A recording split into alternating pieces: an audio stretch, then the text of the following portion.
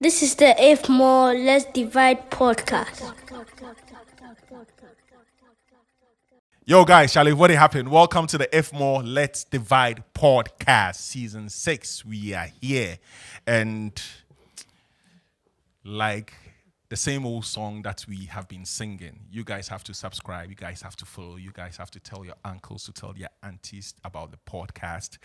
And Charlie, as usual, you know, on my right hand side, Frederick, what's happening? Obiniyem. Uyaka. Yeah, jungle is massive, Yeah, you man. know. But Shai, today, like you always know, this podcast always we are always looking for important people, people who are shaking foundations, Essential. people who are causing mayhem, not in a bad way, but yeah, they are spreading the love through, you know, whatever they are versed in. And today we have someone who is, you know, I've been following for years, and Yeah. Charlie, I'm so elated. The So you- English is coming out to play. Like, Today, Mutombo in star study shine, man. Something they can't happen. Charlie, we have an amazing human being, someone I've admired from afar for a very, very long time. Shouts to Bright Akwe for making this, you know, episode happen, because without him, I had no clue who I was going to meet this person. She's a chef. More than that, I guess. I Yeah, think she's yeah, redefining the genre. yeah. You know, So, and she has so many feels, so many other sides that people they today, take on flex for town. that today we are My coming to. event is being catered by. Yeah, yeah. Jesus. You know, creme de la creme. Charlie, without further ado, we are yabbing. Help us welcome Selassie Atadika. Hiya. How are you? Sorry. Can I call you Sela? Of course. Yeah, yeah. Every Selassie is a Sela. Yeah. Yeah, but this isn't linked to Haile Selassie. This is. Oh, the Salah from the Bible. Is there a Selah in the Bible? The word Salah. Or the Rastafari. Salah. Yeah, Selah. Selassie. S-E-L-A-H. Ah, yeah. Oh, okay, Selah. Yeah, you have to add a twist to it. Selah. Selah. Welcome to the If More Let's Divide podcast. Thank you. Yeah. Off the bat, I was doing my little bit of research, and I saw that a few months ago you were speaking at Yale. Uh-huh. That's dope. Thank you. How do you get these speaking gigs? They come to me, actually. It's They kind of co- oh. scary. Yeah. No, well, okay, so let's see. For me, I just decided that I was going to do what I was going to do. And I guess I was talking sense, so other people kind of picked up on that. But Yeah. with Yale, it's been a couple of years. So this is the third time I've been to Yale. And for them, the link has always been around sustainability. So they're trying to promote and look at sustainability. And I think the way that I am able to link all the different parts of Yeah. food and life, it really speaks to them. So yeah, it's been kind of cool. Fred, did you see that? I mean, if you run and search, you see Yeah, so yeah. many speaking, So, you know, engagements. I saw So a bunch of things. yeah, so bunch many. of things. Like you are one guest that like I didn't even suffer. Yeah. I just typed in your name and that means you are doing a whole lot. Thank you. Very, very, very dope. Fred, Hi. Hi. How are you? Good. So I came across your work because when I moved back to Ghana, all the people that wanted to talk to me about food, creative ways to represent African cuisine, your name was top of the list. And they're like, oh, you have to book a ticket ahead of time. It's so hard to get in. One of my friends, Kwesi, I just have to say his name because he's going to say I introduced you. But he's so hell-bent on being at every one of your events. And I just want to know I know you've been asked probably this question 1,000 times, but what really led to the business model that Okay. you've created in the space that you're in? I would say half of it is designed and the other half just kind of happened.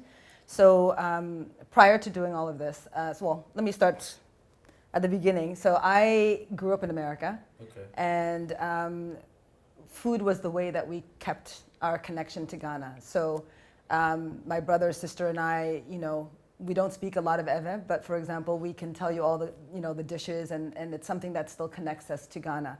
And so when I started traveling for work when I finished university, food kept being this thing that connected me to Ghana. And when I was traveling, I was working for the UN, and we kept traveling, and I kept thinking to myself, it's amazing that I'm seeing all this food from the continent. It's delicious, it's amazing, but people don't understand it. And why is it that every time, at the time I was living in Nairobi, there's only one restaurant that's serving Kenyan food that was nice enough for me to take my family when they came to visit me to go and eat.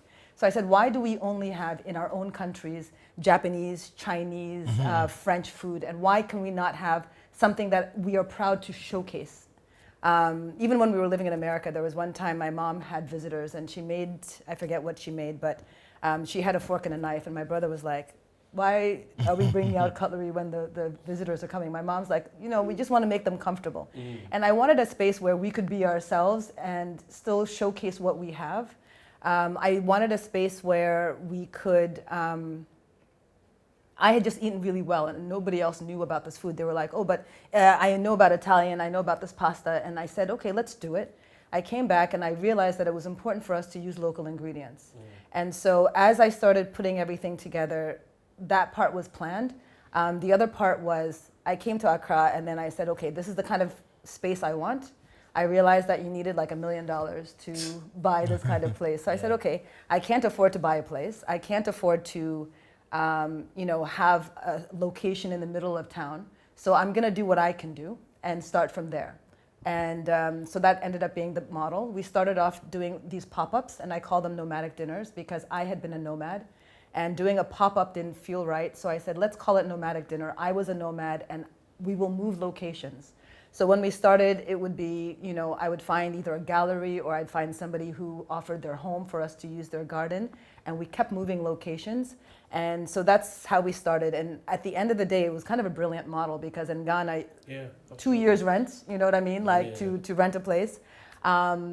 Was very expensive, and so the model allowed me to grow naturally. If I had built a proper restaurant from day one, I would have been forced to serve rice and chicken. And I would have to pay rent, I would have to pay salaries. So I needed a model that allowed me to almost I call it guerrilla tactics, that you kind of enter and then slowly build. And so we got to a point where, okay, now we're sold out, so let's have more dinners. Let's adapt to suit what the market is interested in. So I was introducing something that most people were like, spend however much on fufu. Because people didn't understand that African cuisines could be so many things, but they saw it as, I'm going to spend this much money on kenke. And so it took time to also get customers to understand what I was serving, to be excited to hear the stories, to realize that there's a dish from Ghana that they didn't know. That this Obroni is now going to show you how to eat. And so it has evolved. So it's been really interesting seeing the business side of things change because most Ghanaian chefs don't have $2 million or investors that are going to give them that kind of money to start a concept. Genius. Dope. So you went to Dartmouth, you went to Colombia, then you worked for the UN. Yeah. When you were in the UN, were you doing anything around food? Marginally. So my undergrad was environmental studies and geography, and then my master's was in international affairs, focusing on security policy. So the work I was doing was humanitarian response. So it was like if there was an earthquake or floods or coup d'etat, I was there. So I was one dealing with humanitarian response. So the closest I got to food was if people were displaced and we needed to coordinate with another agency to make sure they had food. Or one of the last things I did when I was with the UN was supporting a response to malnutrition in the Sahelian part of West Africa. So I've seen food from that perspective, but not as in engaging in it. So, UN, I know people who would die to work for the UN. People like to travel, and all that.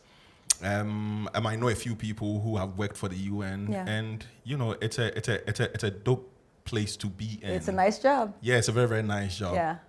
So, why did you? You sound like my father. Please go ahead. Yeah. I mean, when I realized that you were working for UN at a point, I'm like, so why did you? Yeah, exactly. Quit that job where you where you were traveling? Yeah. I like to travel. Yeah. And then you shunned all of that and came to food. Yeah, with my family, it actually took me a long time to officially leave.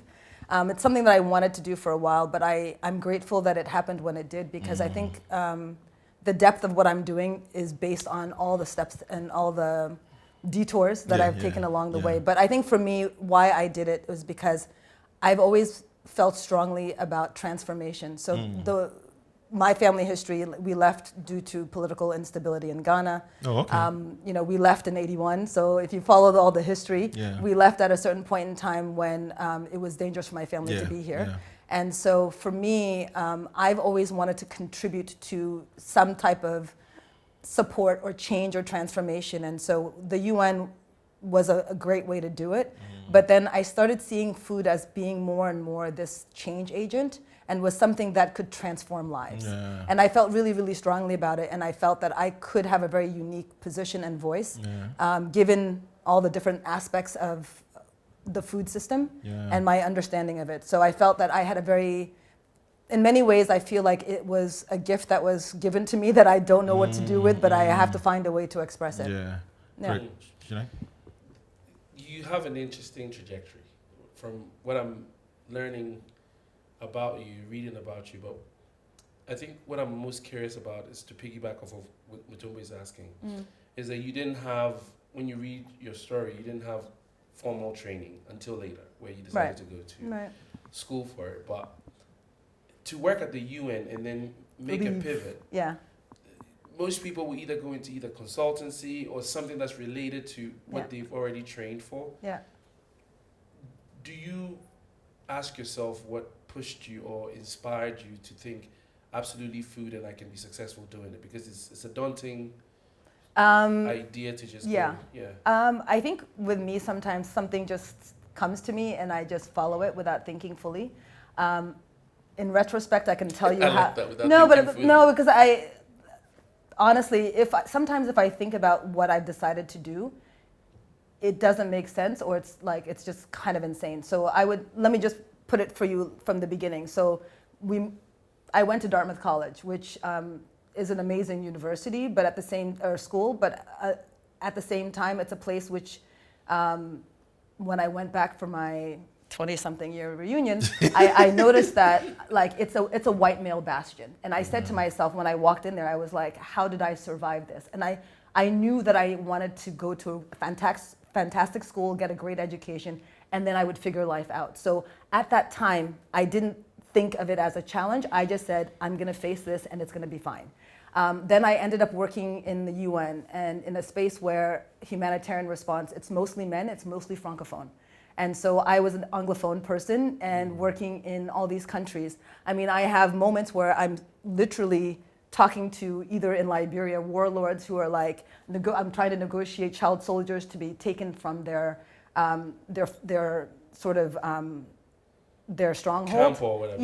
And then at the same time, I also have moments where I'm in Central African Republic talking to some random warlord in some area that is not government controlled, doing similar things. So I don't think about it, because if I did think about it, I'm like, the roads are landmines, there's, it doesn't make sense. But when I believe in the mission, the road is clear for me.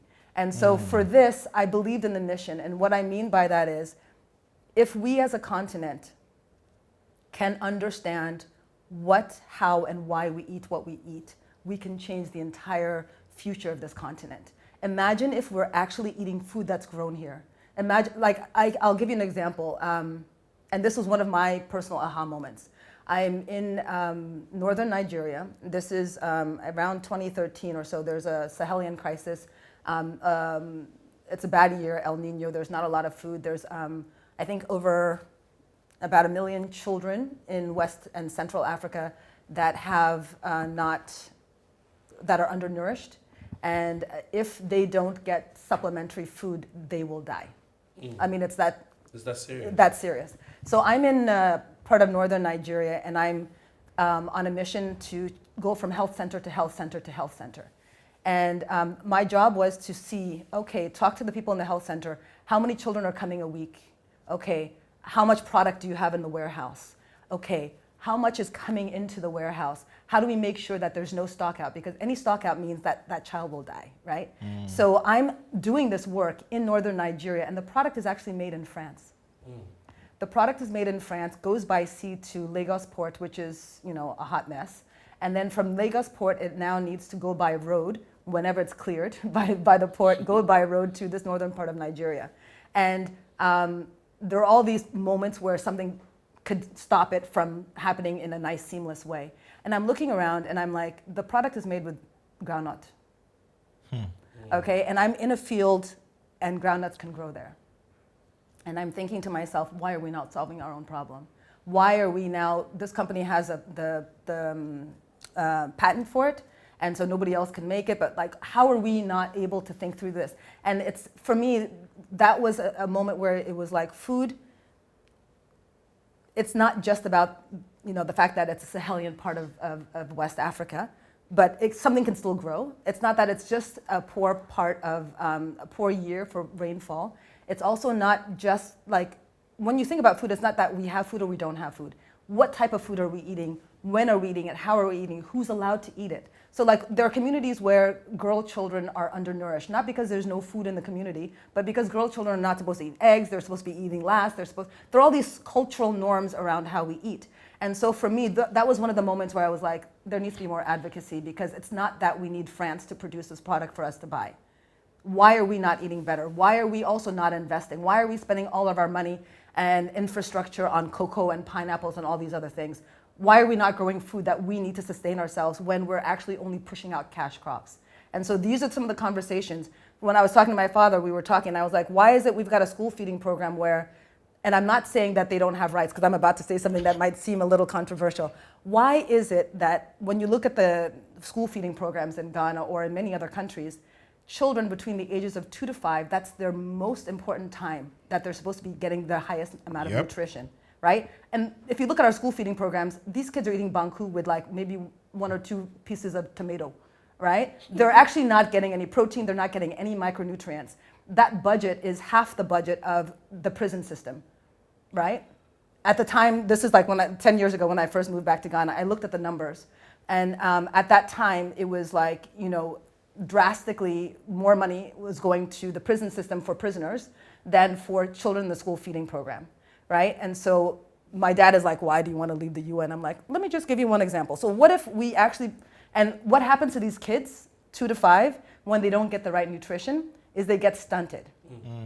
Not only physically, meaning that, we will never get beyond a certain height, but mentally stunted. And so you've got a nation of children that are now undernourished, that are now going to be mentally stunted. And our school feeding program is now delegated to, we're not talking about politics, but I don't talk about politics, I talk about administration. Yeah. So when we talk about the administration of the school feeding program, we are looking at a program which is delegated to the wives of, regional whoever's, right? That are actually now the ones who get the contracts for the school feeding program that has no nutritional basis. And we're okay with that? Like, how is that okay? And so my dad was like, oh, that's really political. And I'm like, that's food, And then you'll bring another subject. Let's talk about the fishery industry in Ghana. We are decimating our oceans, right? So then I said to my father, I said, then what happens? Who's talking to these chiefs of these villages along the coast? Because in 10, 15, 20 years, maybe less now with galamsey and all the polluted water, they're not going to have any fish to fish. So these villages are going to be decimated. And no one is talking about the policies that are allowing this to happen for trawlers to be not only taking the fish, but destroying the waterways. My dad is like, that's really political. I'm like, that's food. Like, this is food. This is what food and trade, why is it that poultry farmers can't sustain their businesses? And people who are in agricultural work are leaving West Africa. Like, let's talk about that. And when somebody complains in Europe about African immigrants, it's like, or migrants, it's like, then what are the trade policies that are forcing farmers and agriculture to not survive in West Africa? Again, another conversation about food. And so I think that underestimate the impact that food has because we're just thinking about like, is my stomach full or my belly full? Yes, no. But it's like everything we touch every single day has something to do with food, and nobody is talking about that. It's complicated, so it's difficult for us to maybe grapple with it, but food touches every single aspect of our lives. And when we start thinking about it, and I always say like, it touches every part of the economy. So like with what I do, I always say culture, community, and cuisine are intersecting with environment, sustainability, and economy. If we can eat what grows here, we're honoring our history and our culture, but we're also honoring the environment, and we're also honoring the economies of the people who are doing the hard work of growing this food that, you know, we need to pay a fair price for. Dope. Love it. Dope. Yeah. Sorry, when I start talking about food, you are in the zone. You are in your element. We need to give her more airtime. Just share knowledge. So, your time at UN, how many years were you at the UN? Over a decade. Over a decade. I started, because I actually now have to think about it. I started in 1999. 1999 was when I actually started like working full time with the UN, and that was in Kosovo. And that was 3 months after the NATO bombing. I went in there, and New Year's Day 2020, when we all thought Y2K, you know, that was a day where I decided that, you know, it snowed that night, and so I went out with some friends and made snow angels. Unfortunately, I found out a couple days later that it was a minefield. So like, so 99 is when I started, and then I left in 2014. Yeah. So earlier on, you made mention of landmines and such and such and such for a woman, you know, and the UN is, you know, there are more men, right? You know, there. How was it like, you know, finding your path, you know, through and through your time at the UN? I mean, I would say there are different parts of the UN. I would say in the humanitarian side of things. So like, let me just break it down. So when I say humanitarian, these are natural and man-made disasters, and that's the response to them is called humanitarian, right? And then there's development. Development is kind of like just normal sort of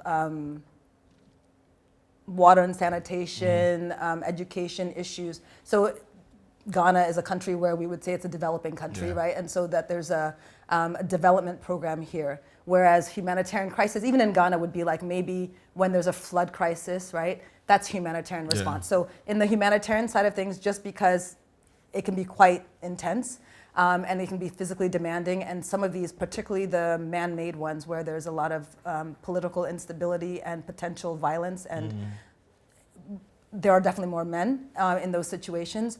I think for me, it was having a good solid head on your shoulders. So when going into the situations, being able to connect with people, but understand that there's a myriad of reasons why people are there, even your colleagues, you know, and then the people that you're interacting with, they see you as an international civil servant that can or cannot offer them certain things. So you have to kind of be focused and understand all the different players. In terms of me personally, like I kept my shito and my gari with me. Like, you know, so like in terms of everywhere I go, like I'm like Beyonce be having her hot sauce, I have my shito, you know?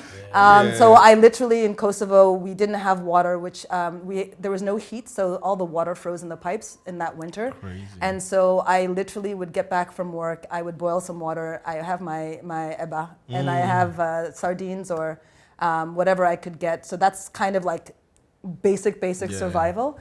But I think for me, you find a core few people that you can deal with and work with. One of my survival sort of tactics was actually training for a marathon when I was in Liberia. So I just found, you know, something positive to do that was actually healthy, to kind of just, you know, you have a goal, you have something to work towards. So you have been on the field, you were going, you know, to different countries, some are war-torn, you know, countries and all that. Was there any moment where you were so close to something that you're like, am I supposed to be here? Like, was there any moment where you were like, nah, this isn't me? There were definitely a couple. I would say that I think for me, because I did do a lot of work with in post-conflict, most of them had to do with just dealing with belligerents. When I say belligerents, it's just like, people with guns and stuff, right? So I think one of the most insane moments that I had was in Central African Republic. We went to an area that was, there was a coup d'etat, and then the forces had encroached in an area that was no longer government controlled. And I was on a mission, so we flew into this location, we landed, and as we landed, there were jeeps with AK-47s and all sorts of equipment on them. We landed, they ushered us in. They wanted to showcase that they weren't doing anything bad, but at the same time, you could see everybody in the community was afraid. They took us to a courthouse, and they had this guy in his military fatigues wearing, the wig, and sitting in front.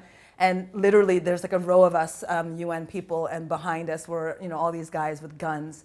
And he's explaining to us that, we're doing really, and I'm just sitting here, I'm like, this could go really far left, and I just don't know what would happen, So yeah. Yeah, I mean, it comes with a trade. yeah. But honestly, when you, I think with anything, once you really believe in what you're doing, a lot of the fear is gone. Yeah. And it gives you the confidence, and so you don't actually think about it until you're no longer there. Yeah. Dope. So at the beginning, you said you left Ghana with your family at the age of 6. This was in 1981. 5, 6, yeah. 5, 6, yeah. Sorry, I'm trying to No, go ahead. work out your age in my head. I'll tell you, I have no shame. Yeah. I mean, and we all know what happened in here in Ghana around that time, but not everybody left. But you said that your family had to leave. Yeah. Why? Both my parents are lawyers. And my dad was actually part of the, he was, I think at the time, head of the Bar Association. Oh. And had been requested to, he was detained. So he was detained and had a mild heart attack in detention. And so at the time they released him because they weren't sure what to do with the early days. And we managed at that point, my mother managed to get us all out, and so we ended up living in the Gambia for a year. Before moving to the U.S. So that was, my dad was persona non grata at that point. And so it was, it was not a choice. And it was something that and given the history in Ghana, I would say we're one of the lucky ones that were able to, and I can say that my father is alive, so yeah. Oh, so your dad is still here in Ghana? No. Oh, so has he been back? I'm the only one that came back. So when we left, it was my parents and my siblings and I left, and then I came back 10 years ago. My dad's name was actually on a list of people that were on a kill list, and so we came back as a family around 2000 or so after things had changed a bit, but they don't live here anymore. I came back. So your dad has never been back? No, he came back. Okay. He came back around 2000 okay. For the first time, and then he's been back since I've been back. He's been to Ghana twice, so he's been back 3 times, and probably since at that young age, did you know what was going on? No, not fully. I remember moments. I remember moments of what happened. I have memories of different parts of my life from that time, but I think, as luckily as children, you know, but you don't know. So I remember, for example, my brother is 3 years younger than me, and, he also has fractured memories. When you mentioned your relationship with your dad, it seems like a profound part of who you are. To be able to even go back and forth, but you telling me he's a lawyer now makes it even more interesting. So that part, and then you seem to have a very driven personality, which your background may or may not lend to. But that experience that you speak of, Mutuba says everyone knows. I don't think everyone knows. Okay. Because people still pretend it didn't happen. And there's so many families that were decimated because of that. But what I was meaning to ask you this 10 minutes ago. Okay. When you said you had to leave and that changed basically your trajectory in life, I wanted to know, you said your name is Selassie, right? Mm-hmm. Yeah, Ewe. Mm-hmm. It's the weirdest question, please forgive me. But when you said that, it felt like, okay, so Ewes were also victims, right? Mm-hmm. Because the situation we speak of is 1981. Rollins took over the country and certain people were being selected to be killed. And my experience always made me feel like, oh, Ewes were shielded from it. It was almost tribalistic, but my family felt the brunt of it too. So for you being Ewe and having experienced that, it changed my perspective on what actually happened. But I want to know, how did that impact your whole life? So, I'm always careful sharing information because it's also not entirely my story. Yes. It's also my parents' story. And Yes. A few years ago, I was asked to do a radio program for BBC. And I remember they did a pre-call, and I kind of used it as a therapy session. And then I thought about it, and I was like, I can't really say all this stuff. It could be anywhere and everywhere in the world. So let me just make sure that I say what I need to say and not too much. So the interview started, and I said, before we start, I will talk about my family, but not too much about it because I want to respect my parents and their lives as well. And long story short, we recorded it, everything was fine, and it aired the day that Rawlings died. And it came out, it played in the radio here, and then I actually didn't know that it had played in the US, or in Ghana. And so I actually had heard that Rawlings had passed, so I actually was calling my dad to see how he was doing and if he'd heard about it and how he was feeling about the whole situation. So, I'm glad that I shared but didn't overshare because it would have actually come out on the same exact day. And I think in Ghana, let me just kind of say that we always say don't speak ill of the dead, right? So having everything happen on that day was interesting also for me because as I was calling my dad, I was also saying that, as much damage as it caused to my family, it also shaped who I am and how I am. So when I think about it, it would have meant that we would not have left Ghana. It would have meant that I probably would not be a chef Yes. or a food advocate. And so it probably meant, so many other things for my family and how we exist. So life happens for different reasons, and every opportunity has its pluses and minuses. And so I feel fully able to, we have to just embrace it. It's already happened. But I think for me, it's really unique because I definitely wouldn't be who I am if things had been different. At age 5, I told my parents I wanted to be a doctor, right? And Sound like you could have been one. But I still use my skills. So I think when I literally think about it, I wanted to be a doctor. By the time I was in high school, I had placed out of my math classes by my senior year, and I was making anesthesia. I was making aspirin in the lab in school in America, before I went to college. And so by the time I got to college, I graduated. I was going to go, at the time I thought I wanted to do Peace Corps, and I was going to do X, Y, and Z. And then I said, okay, I want to help people. First I went in as pre-med. Then I realized it wasn't pre-med that I wanted. I started learning more about, geography, et cetera, how people, and for me, I studied geography, which is about how people gain power through space and place. And so that was my next thing. Then I wanted to do the international work. And then. But I use my math, I use my science every single day. I make chocolates. I am in the kitchen. Kitchen work and is actually, when you're cooking, it's a series of chemical reactions. Yeah. And so that's not wasted. So even with my dad, the conversations that I have with my dad, and him being a lawyer, my mom being a lawyer, when I was like, I want to switch and change, they were like, we left Ghana, and now we're going to tell our friends that our daughter wants to become a cook and move back to Ghana to become a cook.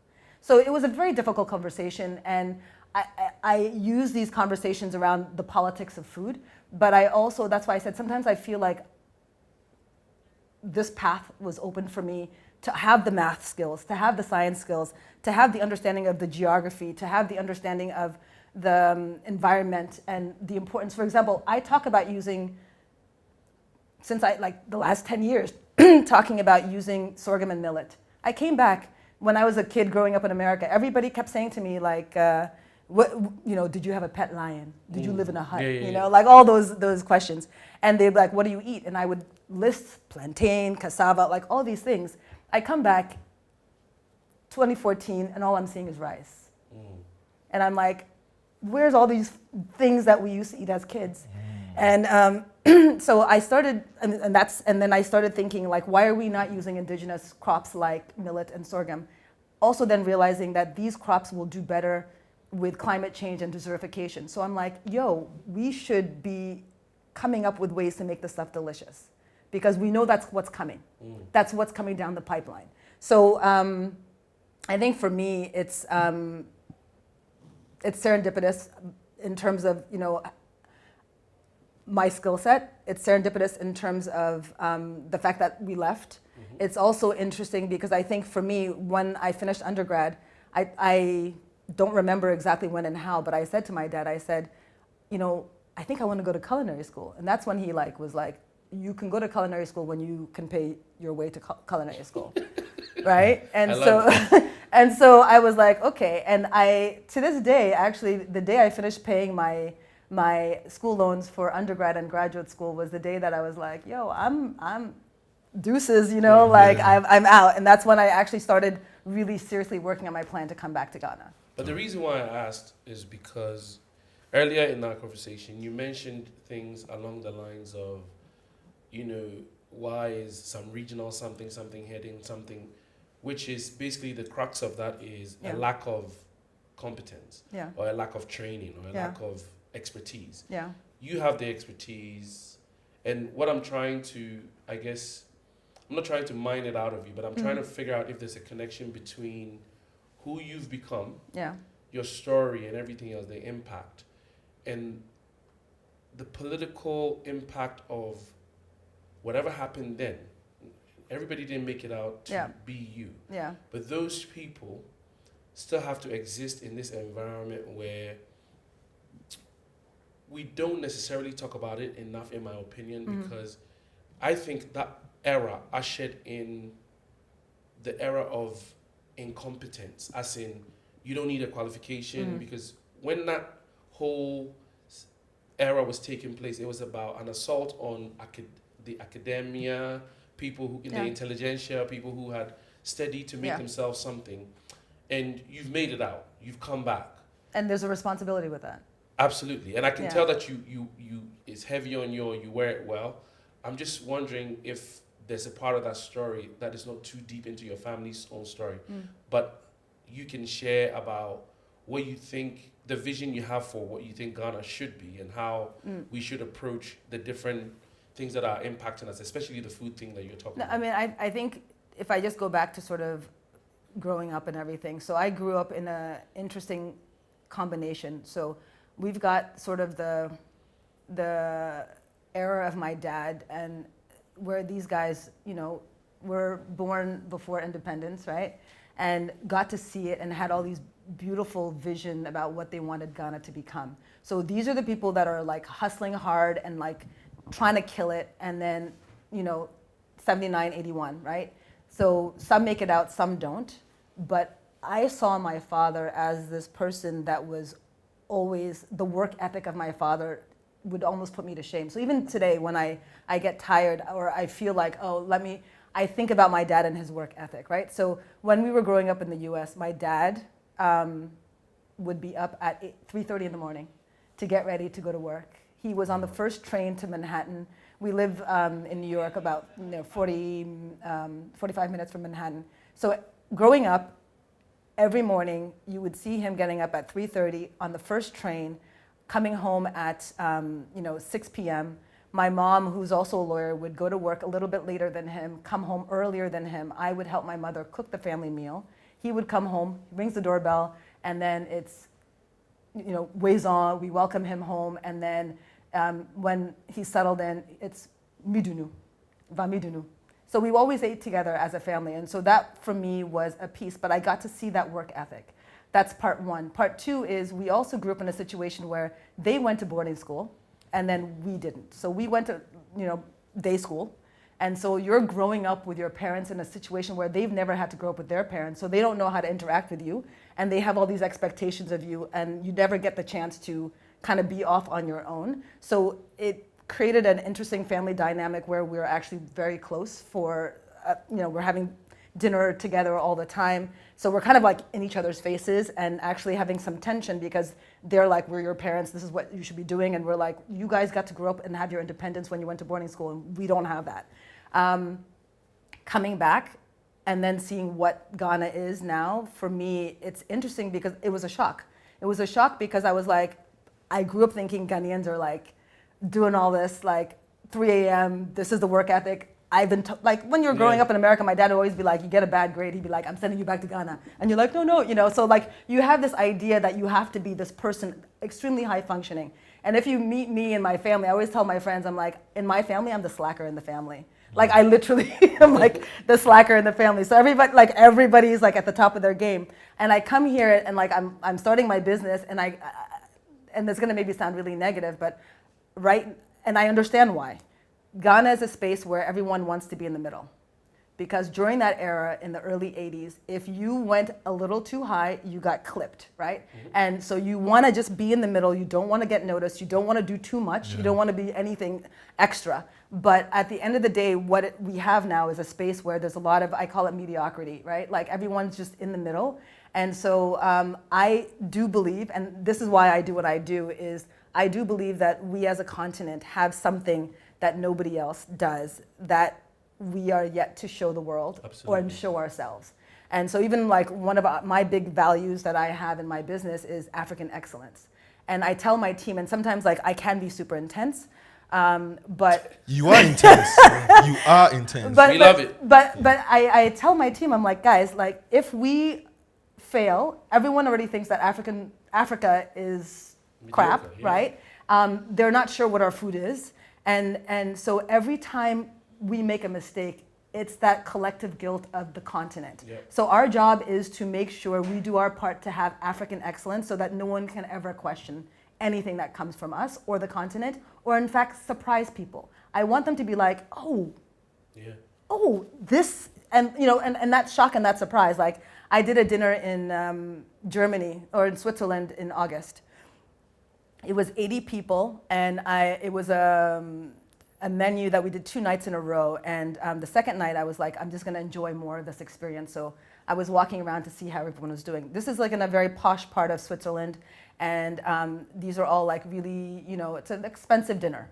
So I'm walking down, and I see this like woman in her like 80s or 90s, and Auntie is like, I've done a dish, and it's like it's groundnut soup or groundnut sauce. And it's served, I did a roasted mushroom actually we made the mushrooms and everything here in Ghana. So roasted oyster mushrooms, there was shito in there was groundnut sauce. And I'm walking down and I see her like this, like just in the bowl with her finger. Wow. Like in the bowl, and she's licking her finger. And I'm like, ah. And I come up to her and I'm like, did you enjoy it? And she says, I'm still enjoying it. She said, if I had had bread, I would have used it to take the And so for me, it's those moments that you're like, what we have is amazing. What we have is universal. And we just need moments to showcase this. And so it's a heavy burden, because I should just be trying to satisfy what I should be doing. But I feel that because of all these missed opportunities, unfortunately, that collective weight is on us to kill it every single time we show up. And this is a perfect segue to our next top, food. How and why did you start Midunu? But before, does it mean eat? It means come, let's eat. Normally you would say va Midunu. Oh, okay. Va Midunu, come, let's eat. It's the invitation. So if break open, whatever, I'm inviting you to come and join me. Okay, Midunu. Yeah. How and why did you start Midunu? Because, you could have, like you said earlier, you could have built restaurants, where people could walk in and eat, but, you went the other route. Yeah. I wanted a space where we could highlight the neglected and forgotten things. I wanted a space where we could show the value of what nobody else is talking about. I think I'm that person that I'm listening to the B track. I never go for the A track. So if everybody's this way, I'm always going to be like, yo, what's going on over there? Yeah. So for me, I wanted a space that was lesser known, but talking about important things. Because again, if that restaurant had been in the middle of, Accra somewhere, I would be paying the bills for that somewhere. But to pay those bills, you need to give people what they want. And I actually wanted to give people what they didn't know. And so that's why I built it, because I realized that we know more about Italian, Japanese, whatever, than we know about our own food. I mean, I remember one of my first few dinners, we did a dish, tubani, which comes from northern part of Ghana, made with beans. And plates kept coming back to the kitchen, untouched. And so I was like, what's happening? And they said they don't know it. I said, did you tell them it's from Ghana? She said, I told them it's from Ghana. They said, me, I've never seen it, so I won't eat it. I was expecting this, yeah. So even when it's a dish from Ghana, people are not ready to try it. Yeah. Sorry to cut you. Yesterday, I was talking to someone about tozafi. Yeah. This person is into the rices, fried rice, jollof rice. And I'm like, do you hate, do you eat fufu? Yeah. But even with that, Ben, have you tried tozafi? I've seen people try it, but I'm like, you should try it at least. Ghanaians hate to try. And tozafi to the presentation is kind of wild. How? No. If you eat fufu and kenkenke. It's actually the same. Yeah, it's the same. Yeah, but the green stuff. Don't you eat kontomire? Okra. Okra. But that one is in the drier version. No, I feel it's the same. So I am not shocked. Yeah. And I really wish that Ghanaians especially would be open to try new stuff. But I would say one of the lessons I've learned in Ghana is that we are extremely conservative people. Yeah. We're very conservative on so many fronts. So, and it's interesting because a lot of my business strategy is also shaped around understanding that. Yeah. So I remember at the beginning, I actually called my brother in the first year, and I was really upset. And I said, I've done this thing, but it's only the expats that are coming. Yeah. And I said, there are no Ghanaians coming, and I feel really bad. I don't know what to do. And my brother was like, if it's the Martians that will come, it's the Martians that will eat it. So if they'll pay you, it's okay. Yeah. Serve the Martians. And we kept going. And what was interesting was the minute, and I now call it the Nelson Mandela strategy. The minute we hit international papers and whatever, all of a sudden Ghanaians are like, I saw you on CNN, I saw you on BBC. And I'm like, I've become interesting now, right? So we're late adopters. Yeah. And so actually, if you understand that it's a late adoption strategy, you need to actually understand how to go out and come back.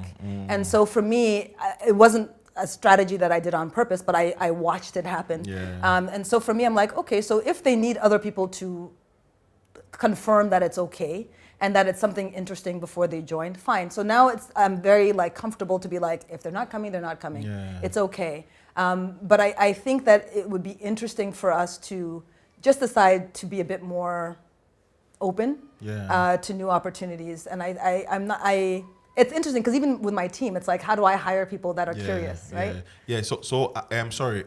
How did you feel when plates kept on coming to the kitchen? It's horrible. It's a horrible feeling because we put a lot of work into what we do, and even today, people sometimes call me a snob about you're. And I do take it. I am a bit of a snob, but what I mean is. No, but you gotta accept who you are, right? So when I say that, what I mean by that is it takes us 7 days to prepare that meal. Yeah. Okay, it's a 7-course meal. It's taking 7 days for us to prepare it. That day, when the plates kept coming back, it actually hurts because you know how much time and energy you put into that, and the fact that I will accept it if you try it and you're like, yo, that was not nice. I did not appreciate it. I didn't like it. But the fact that you didn't even try it is, and so for me, when I say a snob, I actually only want my customers to come. Yeah. What I mean is, if you are not curious, if you're not open to this experience, don't come. Literally was talking to a friend today, and they were like, oh, you have a dinner on Thursday. I was thinking of bringing so-and-so, but I'm not sure they're into it. I said, please don't bring them. Don't bring them. I actually don't want that person at my table.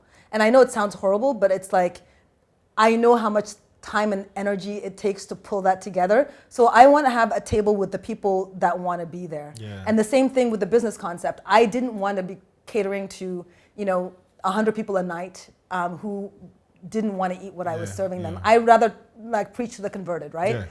Because it's fun.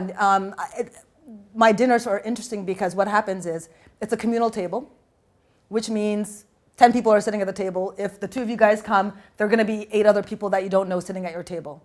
And at the end of every night, I'm always so excited because people are exchanging phone numbers. People are becoming friends because they self-selected, curious, adventurous, open-minded to show up at that table. So there's always a great time because one thing that always connects them is food. And food is creating community. Sometimes at the beginning when the wrong people come, what happens is you'll see that they're sitting there and they'll, in Ghana, it's like, which school did you go to, right? So you'll be sitting with your classmate and you'll only be talking to your classmate, and everybody else at the table, you don't know them. And you don't know, the two of you will be sitting here. So the people who quote unquote don't belong are the ones that are not going to enjoy the experience. Everybody else will be having a fantastic time. Bright was at one of my dinners, and people just sit wherever. It's like, I used to say, like Ghana Airways, you just find your seat. And so Bright was sitting next to this person, and I knew who it was. And at the end of the night, I was like, oh, how was your... And even if it's the same food, it's always different because your co-host is actually the people sitting at the table with you. Like, so I said, how did the dinner go? He said, oh, it was great. I said, oh, how did it... who were you sitting with? And he was like, I was sitting with so-and-so. And I was like, oh, okay. And this guy was an ambassador. Okay? He was an ambassador of a European country sitting next to Bright, and the two of them were just like, they were just like, chale. And then at the end of the night, everyone's having a great time. Nobody cares in in that kind of way who's sitting next to them. And it creates this wonderful experience where most of the time, I wish I could be sitting down enjoying the conversation with people. I hope the person who was sitting next to Bright wasn't the Chinese ambassador. So paint a full photo for us. How is your typical dining, experience like? I know you've mentioned like communal, people share. Like, is it like on a table, like high table? Like, how is your? Yeah, it's a dining room. We've got it's a normal dining table. Tablecloth is on there. So it's kind of like going to a dinner party. Or maybe even like a function, but the thing about it's not like a Ghana function where the music is so loud you can't talk to the person next to you. But it's more like it's going to a dinner party at someone's house in terms of that. So it's a 7-course meal. You arrive at 7.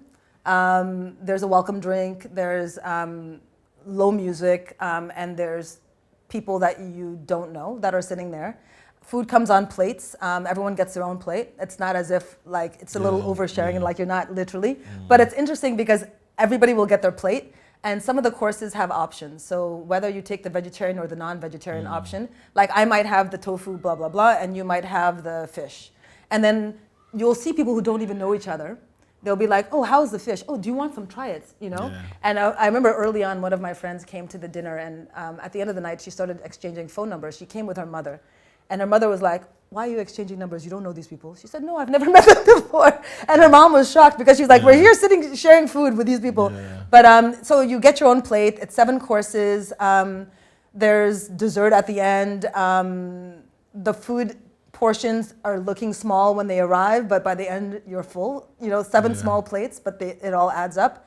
And that's kind of the dining experience. And we tell a lot of stories too. So now, there's so many things that I find very curious about your storytelling. So there's nuggets of information here and there. Ghanaians are cliquish. Yeah. As they say, at the table they find their classmate and they alienate everybody else. Or when you come in, like someone like yourself, I've sensed that you did experience the "you're not one of us" kind of treatment. Yeah. And then, talking about the 2 years up front would have killed the business. Yeah. All of those things, I find curious that how has it informed the version of Ghanaian that you represent? Because obviously you're diasporan, you left Ghana at a very young age. Mm-hmm. You're a black woman with strong convictions and a business builder. You have the expertise, you have the experience, but you come back home and at some point you do feel isolated. You feel unwelcome almost because people just think you're being too much or you're doing too much.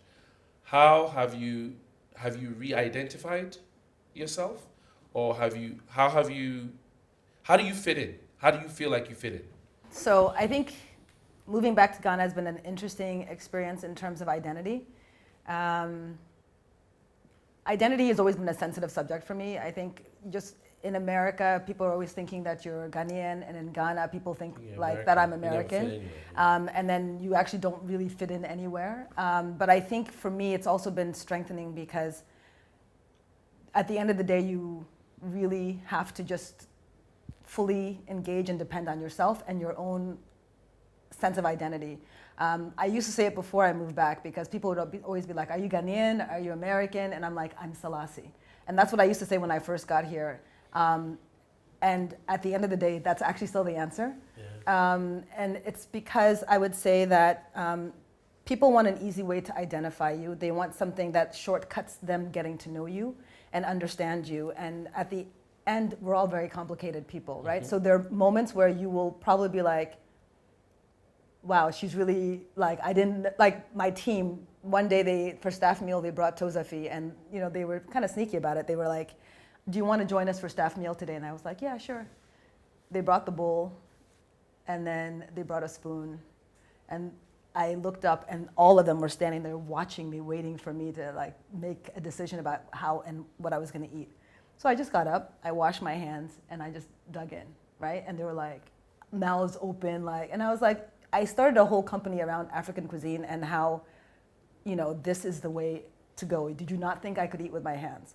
Do you hear the accent and only think of one thing? So there are all these markers that people put on you, and at the end of the day, you just have to shed them. I think what has been important to me is just having a certain grounding.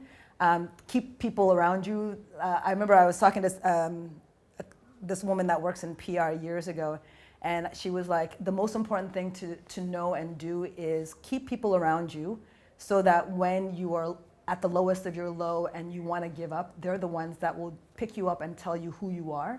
And at the same time, they're the same people when you start believing your hype will be like, you ain't shit. Yeah. So those same people need to just help you to be who you are. So I think it's really important to have people around you who you can trust, but who will also just tell you yo, you need to just chill. And that's been really important. And I think what's happened for me is I found people who are as equally, passionate about what they do. They're in different industries, but they're equally passionate about what they do, so that you also realize that you're actually not crazy. Do you know what I mean? You're actually okay. It's okay to be this intense. And it allows you to be your best. And I think for me, one of the challenges that I do still have in Ghana is how do you stay in Ghana and use Ghana as a place of strength while understanding how to be your personal best. Because I remember years ago, I came back after a couple of months, and when I landed in Accra, I actually had to understand the question was, do I want to be my personal best, or am I going to be the personal best that Ghana allows me to be?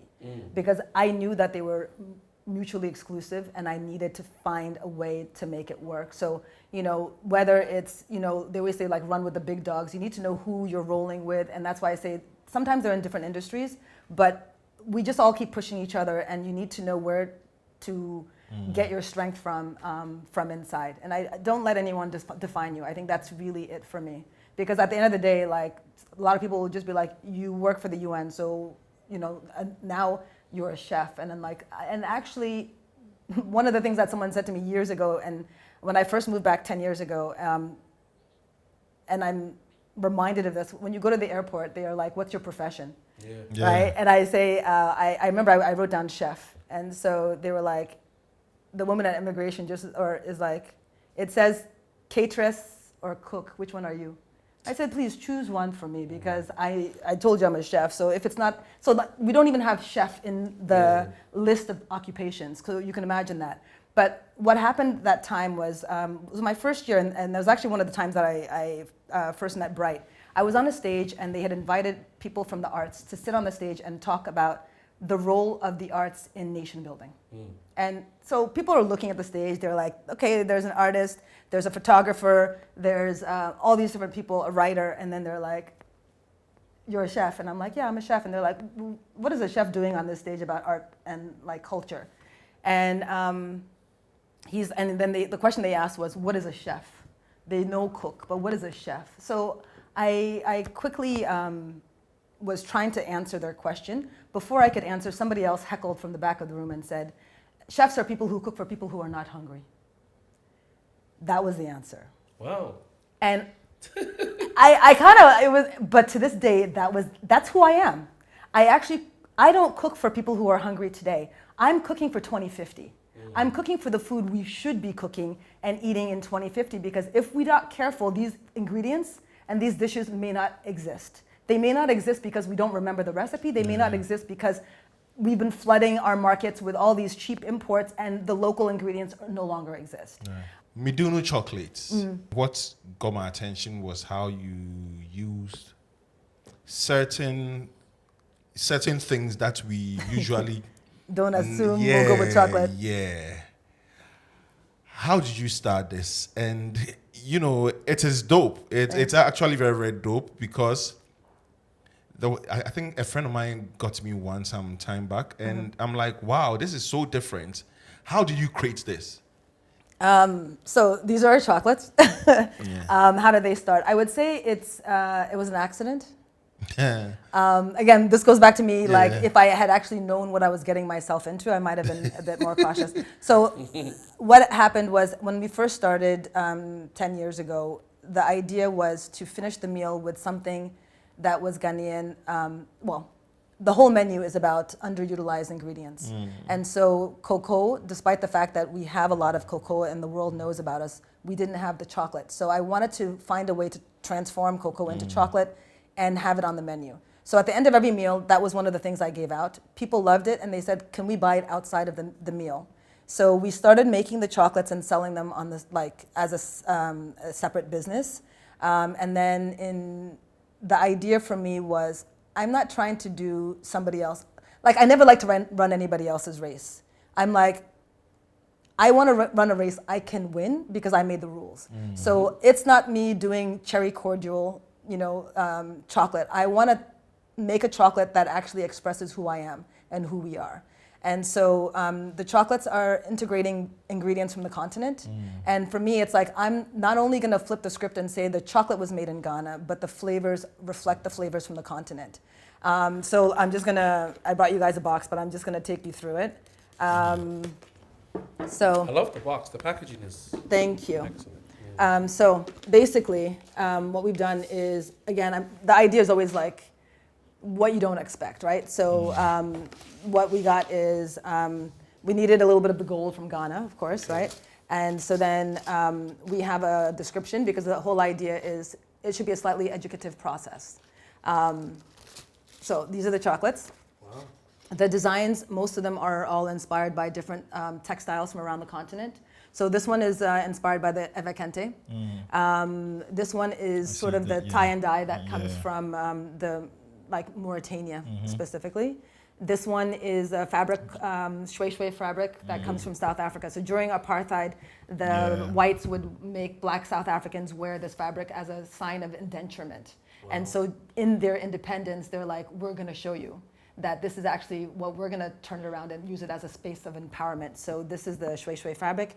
This is from the Adire, Nigerian fabric. So this is the edges of agabi, which is coming from Ethiopia. So the textiles, the designs are all inspired.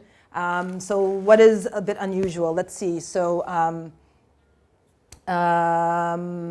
this one is using salt that comes from the Kalahari Desert. They take the water from the desert, and when the water evaporates, Well, it's from an underground lake. So they take out the water, and it's salt water. When the water evaporates, the salt crystals remain behind, and so that's using a desert salt. People know sea salt, but this is desert salt. Okay. This one is using egusi. So we've taken egusi and we've toasted it, we've ground it, and then mixed it with milk chocolate. Let's see. This one is using the spices that you would find in Prekase, Wintia, a lot of our My local favorite. spices. Yeah. Prekase is So my favorite. yeah, so that one is using these spices, and we use a lot of Prekase because it's actually endangered. So with deforestation, galamsey, we are actually losing a lot of, so it's actually endangered, so we try to use it as much as possible. What else? So this is really using mostly spices that you would expect to see in soup, right? Are these the wrappers, by the way, or they're edible? Everything's edible, so if you like... I mean, the pattern? Everything. Wow. So, okay, so I'll tell you some of the other flavors. So this one is Cape Malay curry. Okay. This one is coffee, Ethiopian coffee. This one is sobolo. Okay. This one is rum and coconut. This one is amarula. Okay.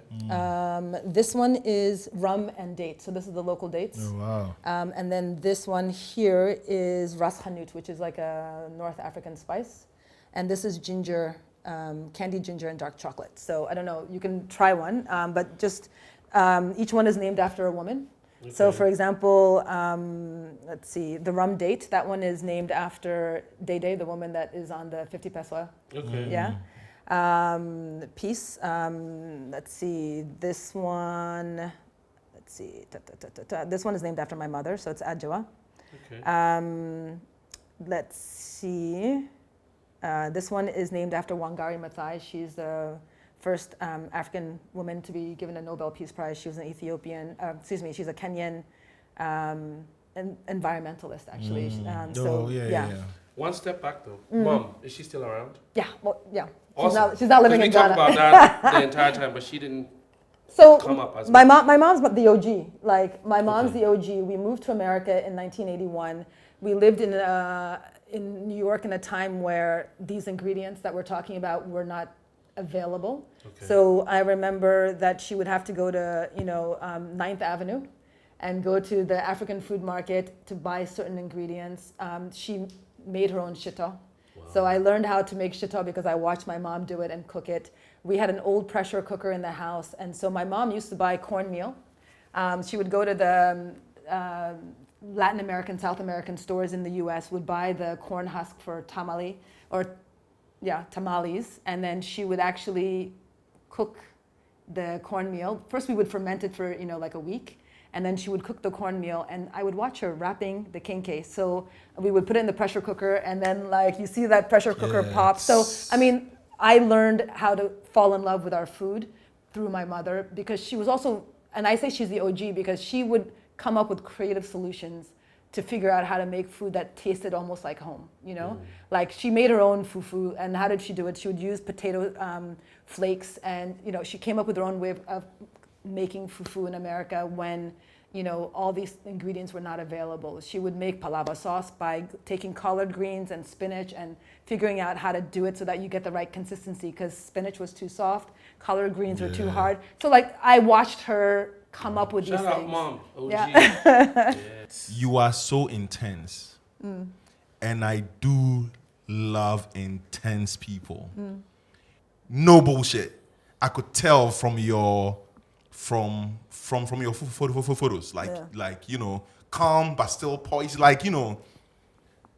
and I can feel it in your work, and I can feel it you speaking. You are very, very intense. And do you find it difficult picking people to work with you? You mean like my team? Yeah. Yeah, but I it's gotten easier. No, I remember my mother, we were talking, and my first or second year, I was like, I'll call her, she'd be like, what's going on? I was like, oh, I had to let this person go. And So my mom is like, because we're in Tessano, and she was like, Selassie, if you're not careful, you're gonna have a line from the house to the cathedral in Adabraka. And I said, it's okay, I don't mind. And I think what I always say now to people who want to work with me is, this is the job. I'm going to give you the good, the bad, and the ugly. I don't want you to feel that you've been lied to. I'm intense, and you need to know that from jump. But the intensity is for African excellence. So we cannot have mediocre people here. Yeah. And I tell them that if you just want to make jollof and do funeral packs, that's totally fine, and you can do that, but it's not the place. And if you come with that idea, I'm going to worry you. And then you're going to worry me. And so it's better that we all just keep our father's name. Yeah. Like literally, it's like that. And so I've gotten better, but the thing that's gotten really amazing over the last couple of years is that now my team is very protective. So what happens is those that are in are really in. And so what happens is once somebody comes in that is not really going to make it, they actually are like, yo, they can feel that energy is going to shift the team, and they're the ones that are actually helping me to make sure that we only keep people who are going to help us grow. Yeah, it's an honor to talk to you. I could ask you a gazillion more questions, but I just want to maybe ask you a very simple one. What brings you joy? I think what really brings me joy is being able to bring justice to a system that I think doesn't have justice in it.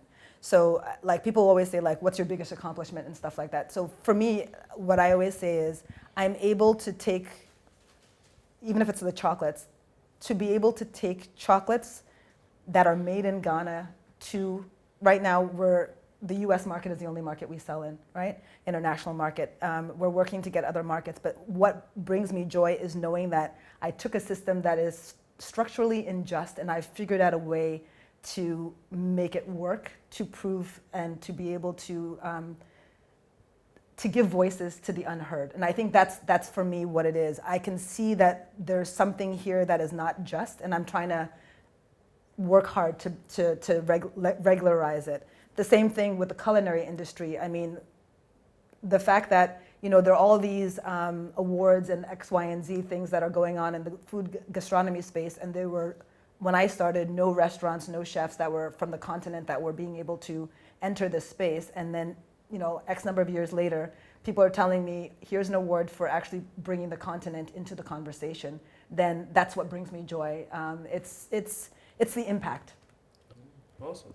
Dope, Charlie. Yeah, we've been through the This was intense. It was intense. It was intense. Shai Fred, how you see the interview? How you see the conversation?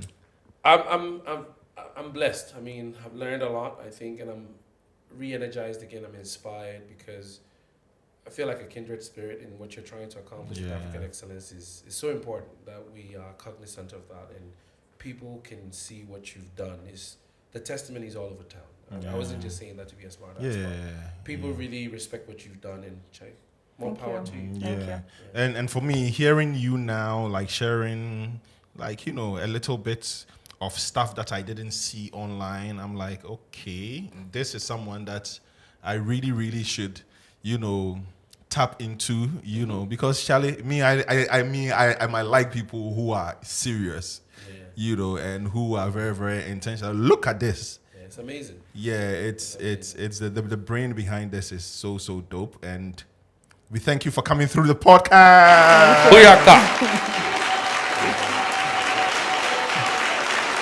You guys have to go to the website midunu.com. Midunu.com. And Charlie, check out her stuff. Her Instagram page is flourishing with so much photos and info. And if you run a search, Midunu or Selassie Atadika, so much info. She's and it's not because she is here, she's dope.